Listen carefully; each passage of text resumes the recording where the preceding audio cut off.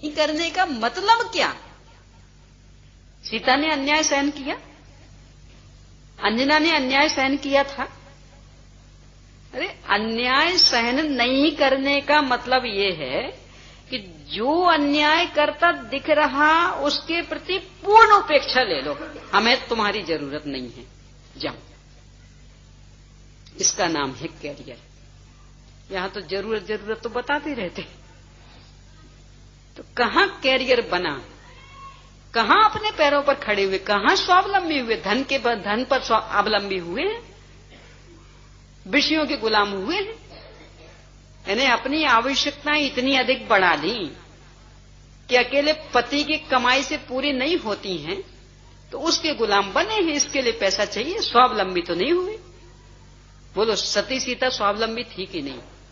यदि रामचंद्र जी ने निकाल दिया तो ठीक है, तुम्हें हमारी जरूरत नहीं ना, तो हमें भी तुम्हारी कोई जरूरत नहीं, तुमने निकाल तो हम और पहले चले। अंजना को निकाल दिया उसकी सास ने।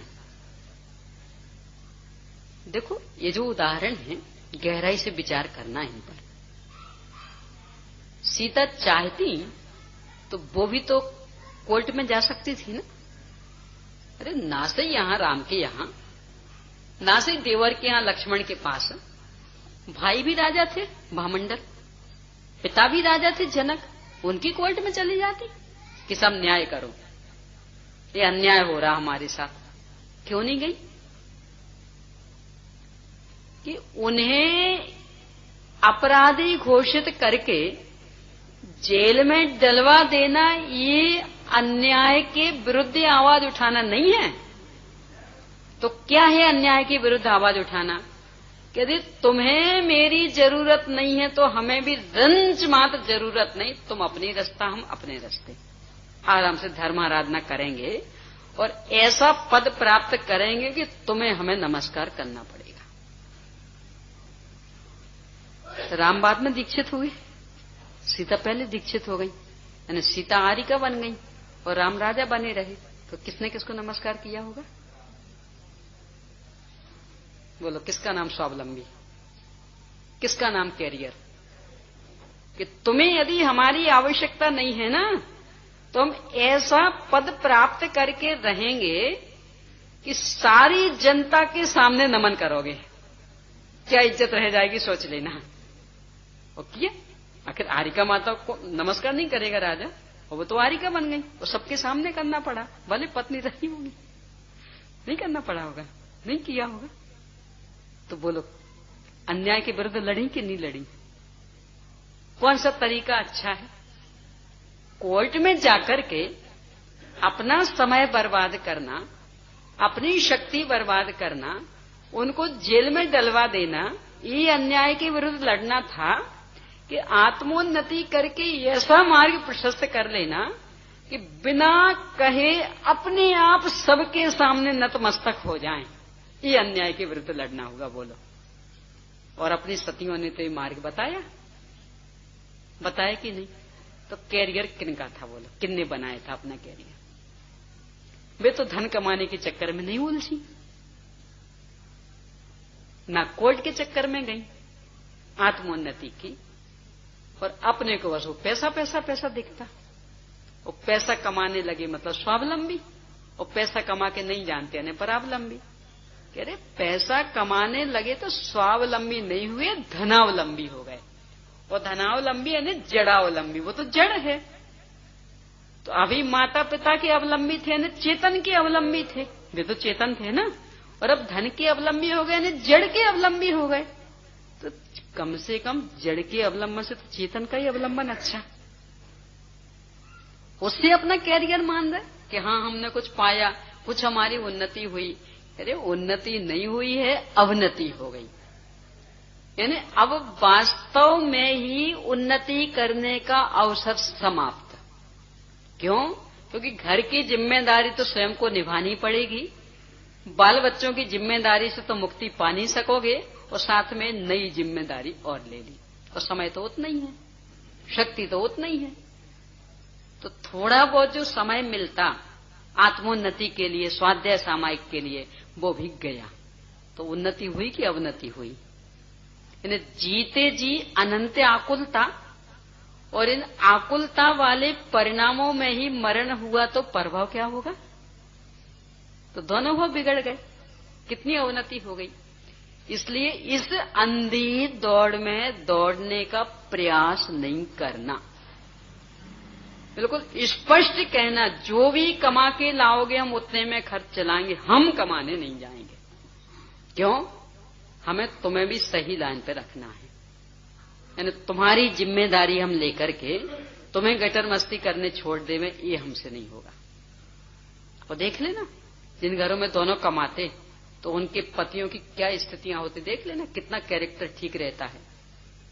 घर घर की कहानी हो तो देख लेना कि कैरेक्टर कितना लूज हो जाता, कोई ठिकाना रहता, और उस पत्नी की क्या स्थिति हो जाती और बच्चों की क्या स्थिति हो जाती। यानी इन सबसे बचना हो तो ये धन का आकर्षण हर कीमत पर अपनी दृष्टि से समाप्त होना चाहिए। ज्यादा कमाने के चक्कर में ना उलझें, कम कमाई में बढ़िया से बढ़िया घर का संचालन करना कैसे संभव है, इस दिशा में अपना विचार हो। और जब इस दिशा में विचार करेंगे तो नियम से ऐसे साधन अपनाने के लिए अपना मन करेगा कि जिनमें कुछ पैसे लगते ही नहीं, तो अपने आप ही जितनी कमाई होगी उतनी बहुत दिखेगी। यानी अनर्गल खर्चे यदि कम हो गए तो कमाई कोई कम थोड़ी है, तो वही बहुत दिखनी है। ये अनर्गल खर्चे अपन ने बढ़ा लिए, इसलिए वो ज्यादा कमाई भी दिखती नहीं है। तब कहीं इस त्रसघात वाले पाप से अपन बच पाएंगे। इस बात पर बहुत गहराई से सोचना। यानी स्वावलंबन किसका नाम, कैरियर किसका नाम। अपनी सतियों का कुछ कैरियर था कि नहीं था, अरे उस समय की बात भी छोड़ो, अभी अपने उसमें देखना तो जितनी भी आरिका माताएं हैं, ब्रह्मचारिणी बहनें आदि, उनका कुछ कैरियर है कि नहीं है। और यदि है तो वो एक आदर से अपने सामने रखना चाहिए। कमाने तो नहीं जाती हैं वो, तो कैरियर है कि नहीं, क्या कैरियर है बोलो। तो यदि वो कुछ है तो अपने को भी वो अनुकरण करने योग्य है। इस अंधी दौड़ में, पाश्चात्य संस्कृति के अंधानुकरण में दौड़ करके अपन अपना वर्तमान भाव भी बिगाड़ेंगे और अगला भाव तो नियम से बिगड़ना ही बिगड़ना। इसलिए बहुत गहराई से सोचना। तो इस त्रसघात वाले पाप से बचना है तो इन सब बातों को बहुत गहराई से सोचना पड़ेगा कि जो चीजें बिल्कुल मुफ्त में मिल जाती, अपने घरों में ही मिल जाती, अपन उनका उपयोग कैसे कर सकते, और जिनके पीछे बहुत बहुत पैसा खर्च करना पड़ता और त्रस जीवों की हिंसा होती, वहां से अपन कैसे बच सकते। अब इसी संदर्भ में जितनी भी जो लिक्विड चीजें आजकल बहुत आ रही हैं, यानी पहले तो बहुत कम थी, अब तो वो कौन सी वो कंपनी आती एमवे, हाँ, तो उसकी तो कृपा से हर चीज है, नील भी लिक्विड, वॉशिंग पाउडर भी लिक्विड, यानी पाउडर तो रहे ही नहीं, सब लिक्विड लिक्विड लिक्विड। कितना महाभयंकर त्रसघात वाला साधन वो। अनछने पानी में तो नियम से ही बनते कि छान छान के बनाते, और कब कब के बने रहते। यहां तो छना हुआ पानी भी हो तो भी 48 मिनट के बाद असंख्य जीव हो जाते। उनने तो अनछना ही काम में लिया, और वो 48 मिनट तो क्या 48 महीने तक चलना है। जो भी बनाया गया कितने कितने दिनों तक चलता, तो कितने त्रस जीव। और फिर यहां पर डालोगे तो वो फिर वही अनछने पानी में। तो बर्तन साफ करने का भी वही लिक्विड, नील भी वही लिक्विड, पाउडर भी तो गया, कपड़े धोने का भी वही लिक्विड। ये लिक्विड वाली चीजें तो पूर्णतया अपने जीवन से निषिद्ध हो जानी चाहिए यदि अपन चाहते हैं कि सम्यक प्रकट हो तो। क्योंकि इतनी अधिक त्रसघातक यानी बनने से लेकर के उनको काम में लेने तक एकमात्र यदि उसका किसी काम में उपयोग है तो वो है त्रस जीवों की हिंसा के काम में। और इतना ही नहीं, देशद्रोही काम भी है। सुनना जरा ध्यान से, ये देशद्रोही काम है। देशद्रोही काम करने वाला जीव कभी भी सम्यक तो नहीं पा सकता। यानी जिस देश में जन्म लिया है, जिस देश में पला पुसा है, जिनको अपना आदर्श बनाता वो जिस देश में रहे हैं, जिस देश में उनकी वाणी खिरी, और उस देश के साथ गद्दारी कर रहा, यानी उन चीजों को अपनाएंगे, इसका मतलब क्या निकला कि हमारे यहां के लोग जो बनाते हैं वो हम स्वीकार नहीं करेंगे, तो उनकी रोटी आपने नहीं छीन ली, यानी वो लिक्विड अपना लिया। तो जो अपने साधारण से नागरिक थे भारत के, वो जो बनाते तो वो अपने काम में नहीं लिए, तो उनके पास पेट भरने का साधन क्या रहा? उनका तो धंधा चौपट होना। और जो बिल्कुल एक प्रकार से कहें तो बिल्कुल लूज कैरेक्टर वाले, उनको आपने बढ़ावा दिया। तो जो एकदम लूज कैरेक्टर वाले उनको बढ़ावा दिया और अपने देश के भाई बंधुओं की रोटी छीनी, इससे अधिक देश के साथ गद्दारी क्या होगी, देशद्रोह क्या होगा? इसकी सजा नहीं भोगनी पड़ेगी? जब ऐसे धार्मिक देश के साथ में द्रोह रखेंगे तो पुनः ऐसे धार्मिक देश में जन्म लेने का अवसर आएगा, क्योंकि हमें चाहिए ही कहां ऐसा देश। हमें तो वो देश चाहिए कि जहां बिल्कुल खुलेआम सातों व्यसन हो, खुलेआम पूरा हिंसा का तांडव नृत्य हो, तो वैसे देशों में जन्म हो जाएगा। यानी अहिंसक संस्कृति वाले देश में यदि चाहते हैं अपन रहना, तो आवश्यक है कि इस देशद्रोह वाली वृत्ति से बचें।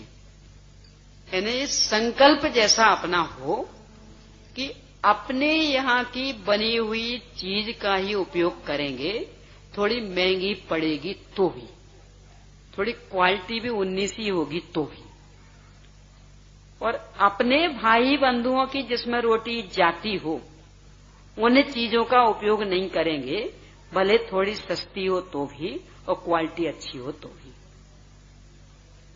इतनी तो अपने धर्म बंधुओं के प्रति एक दया चाहिए, करुणा चाहिए, वात्सल्य चाहिए, क्योंकि इतना भी नहीं। जो धर्म से कोसों दूर हैं, जिनको ये जीव जंतु जैसे ही नहीं लगते, ये पता वहां की संस्कृति क्या है। अपने मक्खी मच्छर आदि होते ना, तो उनका मसाला है। जैसे आप जीरे वगैरह भून लेते ना तवे पैसे, तो मक्खी मच्छर आदि वैसे भून के मसाला है, तो अच्छे कुरकुरे हो गए तो पराठे में लगा लगा के मसाला। ऐसी संस्कृति जो सामग्री दे रही हो, उनका पेट हम बड़ा भरने के लिए कमाएं और उनकी चीजें खरीदें। यानी जिनके लिए बस एक मनुष्य ही लगता है सब कुछ, बाकी और कोई जीव जंतु मायने नहीं रखते। इतने बड़े बड़े जीव जंतु मायने नहीं रखते, केचुआ जैसे इतने लंबे लंबे वो मायने नहीं रखते, मेंढक जैसे मायने जाते, अचार मुरब्बा जैसा करते हैं काम में।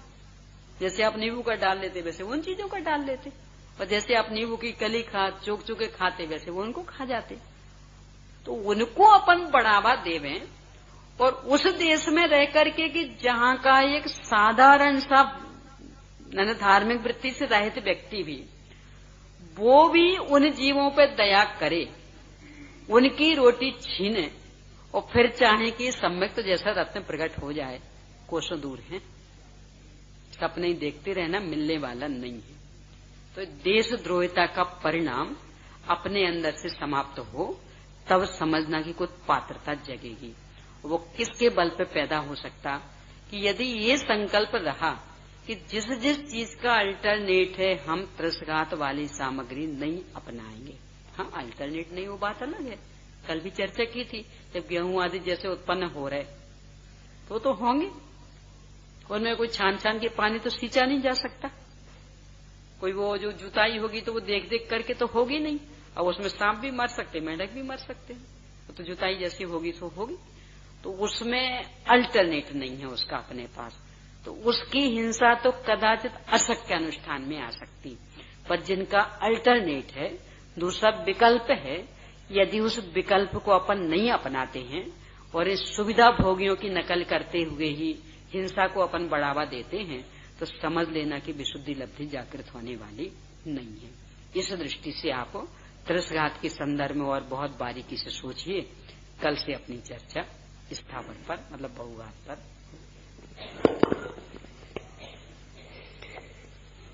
बात तो शाम को सम्यक दर्शन की चल रही थी, लेकिन जब तक हमारा आचरण शुद्ध नहीं होगा तो सम्यक दर्शन की प्राप्ति कैसे होगी। कुछ बहनों के आग्रह से आज शैम्पू, तेल आदि के बारे में बोलने के लिए कहा गया, तो उस पर बहुत अच्छी तरह से प्रकाश डाला गया। केवल 2 मिनट में अपनी बात कह लूं, फिर आप चले जाना। अभी बात कैरियर की आई थी, मुझको उसमें एक पॉइंट बहुत अच्छा लगा। रागी भी कैरियर बनाते हैं और विरागी भी अपना कैरियर बनाते हैं, लेकिन रागियों के कैरियर में कोई दम नहीं होता, क्योंकि रागियों का कैरियर रागियों के बीच होता है। हम जो अपना कैरियर बनाते हैं किन लोगों के बीच बनाते हैं? रागी, द्वेषी, मोही, क्रोधी, लोभी, पापी। कौन लोग हैं वो जिनके सामने हम अपनी शान बढ़ाना चाह रहे हैं? और जो विरागी प्रकृति के लोग हैं, धर्मात्मा जीवों का सत्समागम, उनको तो जिनेंद्र भगवान भी एक बार ये कह दें कि हे भव्य जीव, तो समझ लो हम धन्य हो गए। करोड़ों रुपया शादी ब्याह में फूंक देते हैं केवल कैरियर बनाने के चक्कर में, और भोजन किया, हाथ पोंछे और चले गए। किसी को कोई फुर्सत नहीं, उल्टा आपकी कमी तो निकाल सकते हैं, लेकिन बहुत बढ़िया था ये कहने वाला आपको कोई नहीं मिलेगा। तो इसलिए हम शान के पीछे कैरियर बनाने के चक्कर में लोगों के सामने, मतलब किन लोगों के सामने, ये विचार करके देख लो आप, तो उस कैरियर में कोई दम नहीं है। बहन जी ने लास्ट में एक बात कही कि विदेशी लोग जानवरों की, पशुओं की, मक्खी मच्छरों की कोई कीमत नहीं समझते। लेकिन एक बात और, अभी मेरे को थोड़े दिन पहले ये जानकारी मिली, अपने अनिल कुमार जी जो पास बिहार से आते हैं, वो आज आए नहीं, उन्होंने मेरे को बताया वो पेरिस घूमने गए, एक होटल में गए, तो वहां शोकेस में, जैसे ये शोकेस हैं, शीशे के शोकेसों में छोटे छोटे बच्चे रखे हुए थे। वहां मतलब गर्भ कराए जाते हैं, और छोटे छोटे बच्चे 9 महीने का है, 11 महीने का है, 1 साल का, ऐसे अलग अलग। तो उसमें क्या हुआ, लोग आते हैं और कहते हैं कि ये वाला बच्चा हमें फ्राई करके दे दो। ये सच्ची घटना, बिल्कुल बिल्कुल सच्ची घटना है। हाँ, हो सकता है ना? तो है ना, सुमन भाई से तो के मुख से तो मैंने नहीं सुना था, लेकिन वो भाई है ना। तो अब आप विचार कर लीजिए, जिन विदेशियों की नजरों में जीव मात्र की कोई कीमत नहीं है, ऐसे जीवों के पास यदि हमारा पैसा जाता है तो उस पैसे का कितना दुरुपयोग। मैं सच बताता हूं आपको, अपने दो तरह के भाई हैं ना हिंदुस्तान में, एक तो मांस भक्षी, एक शाकाहारी लोग। तो वो यदि फल आदि बेचते हैं ना, फल वगैरह, तो मेरा उनसे फल लेने का भाव नहीं बनता, क्योंकि 1 किलो आम पे मान लो उसने 2 रुपए कमाए, और वो 2 रुपए से कोई मच्छी खरीद के खा जाएगा, तो आप देखिए हमने उसको प्रोत्साहन दिया है। नहीं, मैं कहता हूं सावधानी, हिंदू मुस्लिम मतलब है ना, तो उसमें अपन सावधानी तो होता ना, पता नहीं लग जाता ये कौन है, हिंदू है क्यों, हाँ? है ना। कुछ ऐसे हैं कि भाई नहीं पता चले वो बात अलग, पर वैसे तो पता चला ही जाता है ना। जो भी है, देखो, नाम लेने की आवश्यकता नहीं है, तो समझ लीजिए। इसमें अपने को इतनी सावधानी रखनी चाहिए। हम तो शाकाहारी हैं, जिनेंद्र भगवान के लघुनंदन हैं, वीतराग मार्गी हैं, उनका क्या उपदेश है। और फिर ये सब छोड़ो, मैं जीव हूं और मुझे सुखी होना है, और सुखी कैसे हो सकता हूं, बस इसका निर्णय आप स्वयं कर लो। और कहां सुखी हो सकता हूं, कैसे सुखी हो, बस ये निर्णय कर लोगे तो आपका आचरण अपना आप शुद्ध हो जाएगा। तो इस तरह से ये मार्मिक प्रवचन हमारे बीच चल रहे हैं। तो मैं तो बस क्या कहूं, आप जितना अधिक से अधिक लाभ लोगे तो उतना ही आप सुखी होगे। और ये लाभ कोई हमेशा नहीं मिलता है, और हमारे चाहने से नहीं मिलता है। सच बता रहा हूं आपको, 20 साल से मैं इस भावना को लेकर बैठा हुआ था कि मैं बहन जी को किसी तरह अपने यहां बुलाऊं। हमारे बीच से जो सतीश अंकल जी, वकील अंकल जी चले गए, आज वो होते तो कितने खुश होते, उनकी खुशी का कोई ठिकाना नहीं होता। तो वो लाभ से वंचित होकर चले गए। आप ये देखो हम कितने भाग्यशाली हैं जो करना नियोग का और चरना नियोग का इतना श्रेष्ठ लाभ अपने को मिल रहा है। हमारा आचरण खान पान कैसा होना चाहिए, हमें तो यही नहीं पता था कि ऐसे काम करने लायक नहीं है, और सम्यक दर्शन प्राप्त करने की बात करते हैं। सम्यक दर्शन प्राप्त करना चाहते हैं, सुखी होना चाहते हैं, मोक्ष जाना चाहते हैं, तो आदि आदि भूलें हमारी निकल रही हैं। ये हमारा अहोभाग्य है। अब एक बालक दोपहर की कक्षा से, क्या नाम है बेटे का, क्या नाम है, तुषार जैन। देखो ये बच्चा दोपहर की कक्षा में आता है, तो ये बच्चा आपको बताएगा कि हमने क्या सीखा दोपहर में। आप सभी लोगों को मेरी ओर से जय जिनेन्द्र। मैं आपको वीडियो गेम के बारे में बताना चाहता हूँ। हमें वीडियो गेम नहीं खेलना चाहिए, क्योंकि वीडियो गेम खेलने से जीव हिंसा होती है। वीडियो गेम खेलने से हिंसा का उतना ही दोष लगता है जैसे हमने वीडियो गेम में किसी चिड़िया को बंदूक से मारा है, तो उतना ही हमें दोष लगेगा कि हमने सच्ची में एक चिड़िया को मारा है। इसके बारे में मैं आपको एक कहानी सुनाना चाहूंगा। उस कहानी में एक राजा होता है और एक रानी होती है। उनका नौकर यशोधर चंद्राभा। राजा का नाम होता है यशोधर और पत्नी का नाम, रानी का नाम होता है चंद्रवा। उनका एक नौकर होता है, वो कोवड़ा होता है। तो वो गाना बहुत अच्छा गाता है। तो रानी एक दिन उसका गाना सुन लेती है, फिर वो 3 दिन तक लगातार उसका गाना सुनने जाती है। फिर राजा देखता है कि कमरे में तो रानी नहीं है, कहाँ गई, परेशान हो जाता है ढूंढते ढूंढते। फिर वो बाहर जाता है, वो देखता है कि रानी तो कोवड़े के साथ मजे ले रही है, दुनिया को पता चलेगा तो क्या होगा। तो फिर राजा अपनी माँ के पास जाता है, तो अपनी माँ से कहता है, बता तो पाता नहीं है। तो फिर उसकी माँ कहती है, हम आटे के मुर्गे की बलि चढ़ाएंगे। तो वो कहता है ठीक है। फिर वो 2 आटे के मुर्गे बनाते हैं और काली चंडी वाली माता के पास उन दोनों की बलि चढ़ा देते हैं। उन्हें हिंसा का इतना दोष लगता है कि वो 7 जन्म में मुर्गा मुर्गी बनते हैं और उनकी बलि चढ़ाई जाती है। इसलिए हमें वीडियो गेम नहीं खेलना चाहिए। धन्यवाद। बहुत बहुत धन्यवाद इस बालक के लिए, और उससे भी पहले धन्यवाद बहन जी के लिए जो हमारे बालकों को ये संस्कारित कर रही हैं। बच्चे वीडियो गेम खेलते हैं और निरंतर भाव हिंसा का पाप कमाते रहते हैं। चिड़िया मर गई, चिड़िया को मार दिया, संकल्पी हिंसा, संकल्पी हिंसा। तो अब ये प्रश्न आपके सामने आ रहे हैं, और पुरुष वर्ग को चाचा जी 15-20 मिनट का काम है, यदि आप ठहर सके तो, आप बोलता ना हो तो। मैं आज आपका लाभ लेना चाहता हूं, इसलिए तो पुरुष वर्ग को पुरस्कृत करने के लिए मैं हमारे बीच पधारे हुए श्रीमान इंद्रसेन जी जैन, चाचा गारमेंट्स, साहिबाबाद, उनसे निवेदन करता हूं कृपया वे आगे आ जाएं और पुरुष वर्ग को प्रोत्साहित करेंगे। और श्रीमती सरोज जैन जो शिवाजी पार्क से हमारे बीच आती हैं, धर्मात्मा जीव हैं, स्वाध्यायी हैं, मैं उनसे निवेदन करता हूं वे भी कृपया आगे को हो जाएं और महिला वर्ग को प्रोत्साहित करेंगी। तो हमारी प्रश्नों की परंपरा जो प्रारंभ होती है दोपहर की स्वाध्याय से होती है। कल दोपहर में न्याय दीपिका की कक्षा लगी, उसमें से 3 प्रश्न हम आपसे पूछ रहे हैं। सबसे पहला प्रश्न बहुत सरल है, लक्षणाभास किसे कहते हैं एवं उसके कितने और कौन कौन से भेद हैं। लक्षणाभास किसे कहते हैं और उसके कितने और कौन कौन से भेद हैं।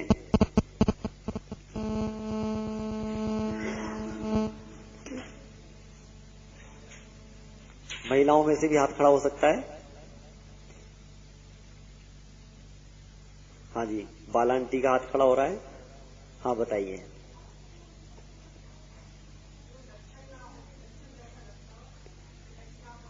हाँ जी,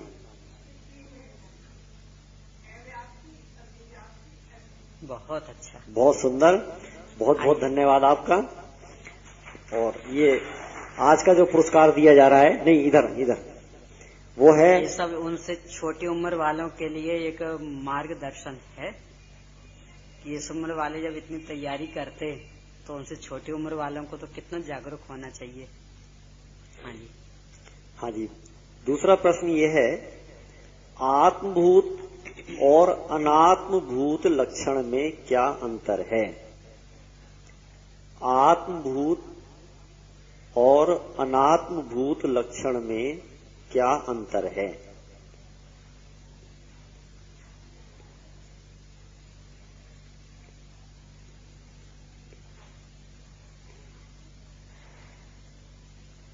हाँ बोलिए।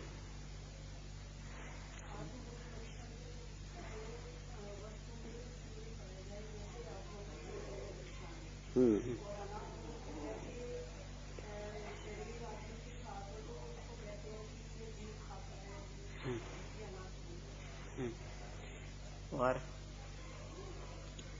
उसमें 7 अंतर हैं, कोई भी आप 4 बता दीजिए, एक हो गया।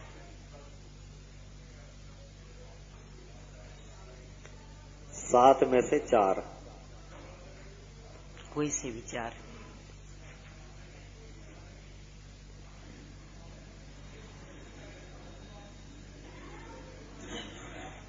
चलिए आप बताइए।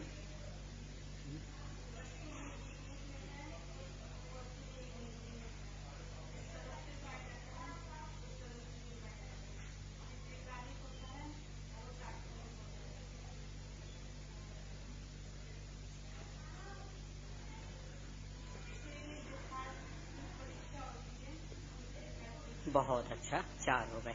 बहुत सुंदर। पुरस्कार लीजिए। आइए श्रीमती नूतन जैन। अगला प्रश्न तो बहुत बढ़िया आपके सामने आ रहा है।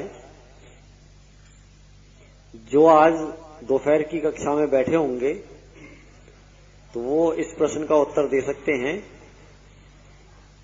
जो अरस, अरूपी, अस्पर्शी और अमूर्तिक होता है उसे आत्मा कहते हैं, इसकी परीक्षा कीजिए।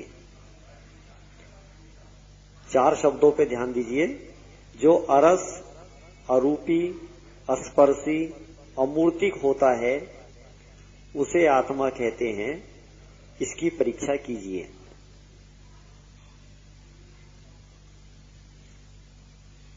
बहुत विस्तार से आज इसकी चर्चा हुई थी।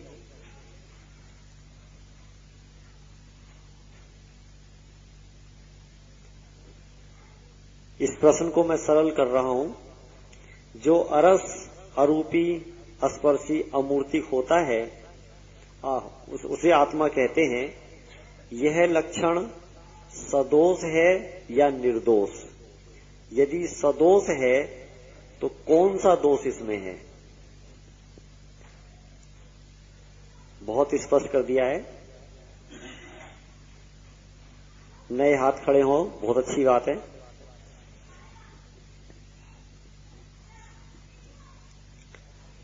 भाई लोगों की ओर का भी तो खाता खुलवाओ। नहीं, ऐसे नहीं, परीक्षा करनी है विधिवत। आज पूरा बताया गया था कि ऐसे परीक्षा की जाती है।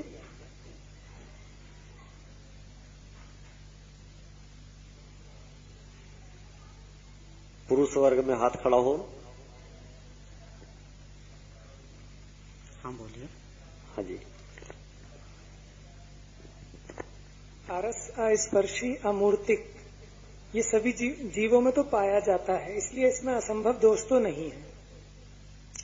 और ये सभी जीवों में पाया जाता है, इसलिए इसमें अव्याप्ति दोष भी नहीं है। लेकिन ये जीव के अतिरिक्त धर्म, आकाश काल में भी पाया जाता है, इसलिए इसमें अतिव्याप्ति दोष है। बहुत अच्छा, बहुत अच्छा। चलिए पुरस्कार। बहुत बहुत धन्यवाद हमारे भाई मनोज जी का। इसमें बहन जी ने ये भी कहा था कि पहले आपको स्पष्ट करना पड़ेगा कि इसमें लक्षण क्या है और लक्ष्य क्या है। अब ये प्रश्न कल के में से चल रहे हैं ना, तो हाँ, थोड़ी वो बताया था। हाँ, नहीं मैं तो बता रहा हूँ कि आज ऐसा बता, तो कल पूछे जाएंगे। हाँ जी। तो 3 प्रश्न हमारे हुए कल दोपहर की कक्षा से। अब 3 प्रश्न प्रारंभ होते हैं कल शाम की कक्षा से। पहला प्रश्न ये है, त्रसघात हिंसा किसे कहते हैं एवं इस हिंसा से बचने के लिए किस किस संदर्भ में सावधानी रखनी चाहिए? बहुत बढ़िया, बाबूजी का हाथ खड़ा हो गया है।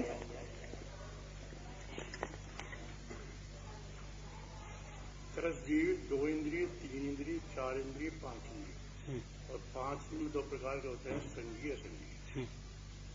अब इसमें जो घात होता है उनकी सावधानी के लिए नंबर 1 तो हमें मर्यादा से रहित चीजें नहीं खानी चाहिए। नंबर 2 हमें फ्रिज वगैरह का इस्तेमाल नहीं करना चाहिए।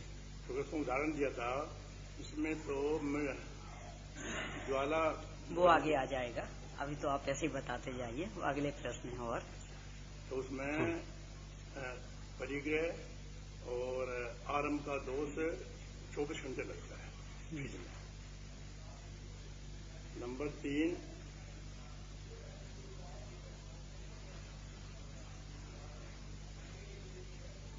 पानी से भी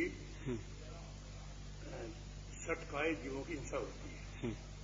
जैसे पानी यदि ऊपर से गिरा रहे हैं तो वायु का एक जीव मर रहा है, नीचे चींटी आदि होंगी तो वही मर जाती हैं। उसके बाद यदि वो जिसमें जाता है पृथ्वी में, पृथ्वी जीव भी मरते हैं उससे।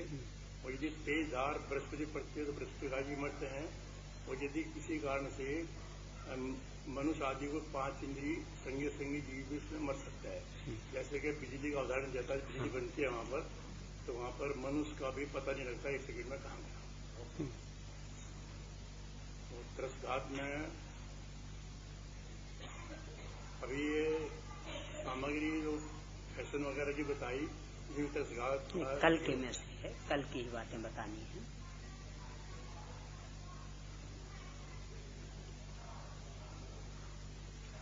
खान पान के अतिरिक्त कुछ और भी सावधानियां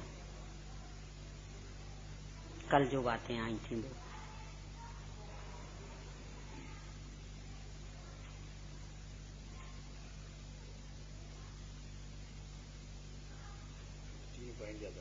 कुछ पहनने ओढ़ने आदि वाली बातें आई थी ना, क्या थी वो? क्योंकि जितनी भी हम वस्तुएं इस्तेमाल करते हैं सब वो कलेवर हैं जीवों का। चाहे वो सूती कपड़ा भी हो तो वो भी शुद्ध नहीं कह सकते हम, तो उसमें भी जीवों का घात होता है और जीवों का कलेवर है। तो उससे जैसे अपन प्लास्टिक की चीजें तो साफ दिखाई देती हैं क्योंकि जीवों का घात होता है और वो साइंस के माध्यम से भी हानिकारक है। तो उसमें ऑक्सीजन वगैरह वो सोख लेती हैं और हमारा जो खाने का सामान है वो दूषित हो जाता है। इसी तरह का और कुछ भी था प्लास्टिक के जैसे ही। और जैसे सनमाई का है तो उसमें हड्डी के चूरे से उसमें निकल जाती है तो वो भी हानिकारक है और उसमें जीवों का घात भी है, दोनों दृष्टि से। और कुछ एक कब्बसी आदि जैसी भी कोई चीज थी, जैसे कि बोन चाइना का नोदक है,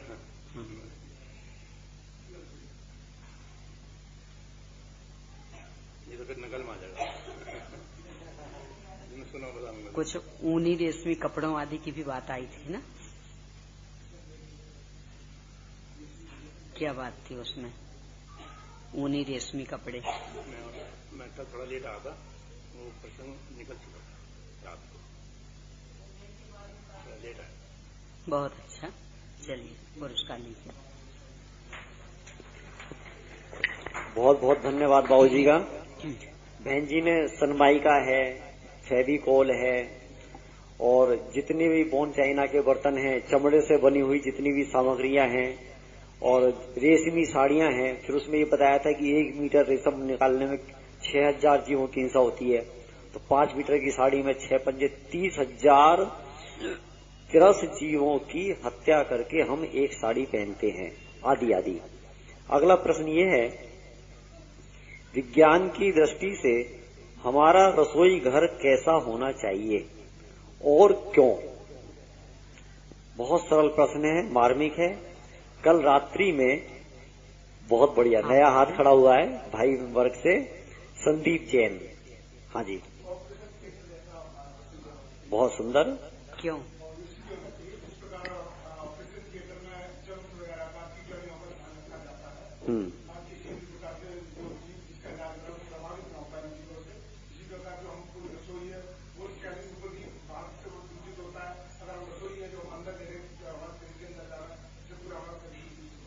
बहुत अच्छा, बहुत बहुत धन्यवाद। वहाँ से तो थोड़ा सा घाव प्रभावित होगा। इनके पास अभी तक कोई पुरस्कार नहीं गया और ये बहुत उत्साही हैं। हाँ जी, पूछो अगला। इसमें एक बात और हम आपको बताना चाहते हैं। देखो, शुद्धता की भी दृष्टि है और अहिंसा की भी दृष्टि है। एक बात बहन जी ने बताई थी, बहुत अच्छी लगी थी कि ऑपरेशन थिएटर में एक पेशेंट है और एक भव का सवाल है, और हमारी रसोई में अनेक पेशेंट हैं और अनेक भवों का सवाल है। इसलिए हमारी रसोई तो उस ऑपरेशन थिएटर से भी ज्यादा शुद्ध होनी चाहिए। अगला प्रश्न ये है, जाग रही मरघट की ज्वाला, ये वाली बात किस संदर्भ में और क्यों कही गई? हाँ, आपको तो पुरस्कार मिल गया। हाँ, आप बोलिए। आपको नहीं मिला? हाँ, आज बोलिए। हाँ,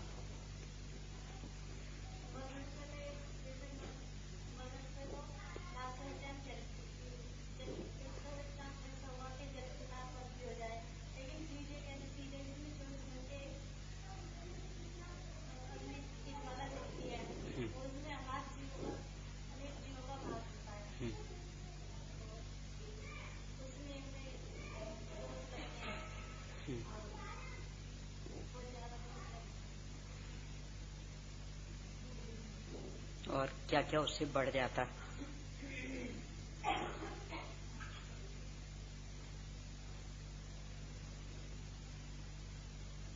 कुछ बर्बाद भी होता, कुछ हाँ। हाँ, बहुत बढ़िया। स्वास्थ्य के लिए कुछ। हाँ, बहुत अच्छा। चलिए, पुरस्कार लीजिए। बहुत बहुत धन्यवाद श्रीमती अंजू जैन। देखिए, इसमें एक बात और अच्छी आई थी, वो भी बहुत बढ़िया थी कि पहले थोड़ा बहुत जब तक फ्रीज नहीं था तो दान आदि हो जाता था और थोड़ा बहुत पुण्य का संचय हो जाता था, लेकिन जब से फ्रीज आया है वो तो बिल्कुल खत्म ही हो गया है। अब हम आपको सुबह की क्लास में लेकर आते हैं।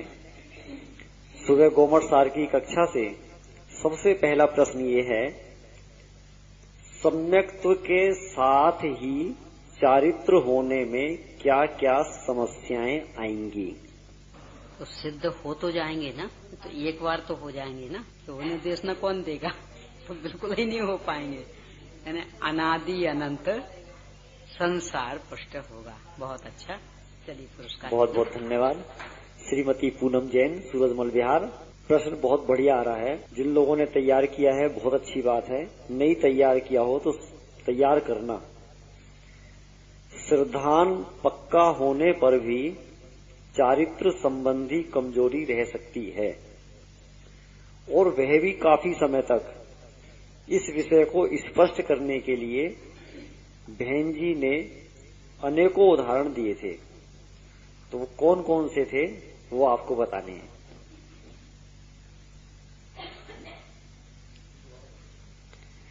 श्रद्धान पक्का होने पर भी चारित्र संबंधी कमजोरी रह सकती है, और वह भी काफी लंबे समय तक। इस विषय को स्पष्ट करने के लिए बहन जी ने अनेकों उदाहरण दिए थे, तो उनमें से कुछ उदाहरण। नहीं, ऐसे नहीं बोलिए आप, बहन जी जिनको कहेंगी। हाँ, बोल रही हैं अम्मा, बोलिए। संयम ले पाए। बहुत अच्छा। हाँ, हाँ, बहुत अच्छा। और कोई अपने आम जीवन का भी लिया था ना? नहीं, कुछ वो रेल का उदाहरण लिया था ना? कोई रेल से आ रहा था अपना मेहमान कोई, यानी विश्वास कैसा था? पक्का। यानी विश्वास पक्का हो जाने पर भी ऐसी आकुलता हो जाती। बहुत अच्छा, चलिए पुरस्कार लीजिए। आइए। बहुत बहुत धन्यवाद। कुछ लोगों का ऐसा आरोप रहता है, बातें तो इतनी ऊंची करते हैं लेकिन चारित्र क्यों नहीं अंगीकार करते, दीक्षा क्यों नहीं लेते। इस आरोप का समाधान करने के लिए बहन जी का प्रवचन बहुत विशेष और स्पष्ट रहा और पहली बार मेरे को इस चिंतन का विषय मिला और तार्किक, यानी हमारे तीर्थंकर भगवान भी इस बात के उदाहरण हैं कि क्या उन्हें जन्म से ये बात नहीं, चक्रवर्तियों को सबको ये बात पता थी, संयोग वियोग सब निश्चित है, क्षणभंगुर है, फिर भी ये सब चीज जानते हुए भी 6 खंड को जीतने के लिए जा रहे हैं, भाई से युद्ध कर रहे हैं, चक्र चला रहे हैं, परिग्रह बढ़ा रहे हैं, विवाह आदि कर रहे हैं, तो चारित्र नहीं और श्रद्धान पक्का है आदि आदि। एक बात और थी कि सम्यक दर्शन ज्ञान चारित्राणी मोक्ष मार्गा सिद्धांत का पहला सूत्र है। उमा स्वामी आचार्य ये भी कह सकते थे सम्यक चारित्राणी ज्ञान दर्शन मोक्ष मार्गा, लेकिन नहीं, इसका क्रम यही है, पहले सम्यक दर्शन होगा, फिर सम्यक ज्ञान होगा और फिर तीसरे नंबर। अरे सम्यक दर्शन का ठिकाना नहीं है और चारित्र की बात करें ये तो क्रम भंग हो जाएगा, उल्टा अन्याय होगा, मोक्ष मार्ग से उल्टा विपरीत हो जाएगा। इस तरह से बहुत मार्मिक चर्चा हमारे सामने आई थी। तीसरा प्रश्न है और अंतिम प्रश्न है, कर्म बंधन का एकमात्र मूल कारण शरीर आदि के प्रति एकत्व, ममत्व, कर्तृत्व, भोक्तृत्व बुद्धि है। गाथा 3 के इस प्रकरण को समझने से हमें क्या लाभ है। बहुत अच्छा, बहुत अच्छा। आइए, बहुत बहुत धन्यवाद श्रीमती देशना जैन। इस तरह से संचालक जी को भी दे दीजिए। मैं एक बार बता दूं आपको, मुझे तो बहुत लाभ मिल चुका, पुरस्कार भी मिल चुका।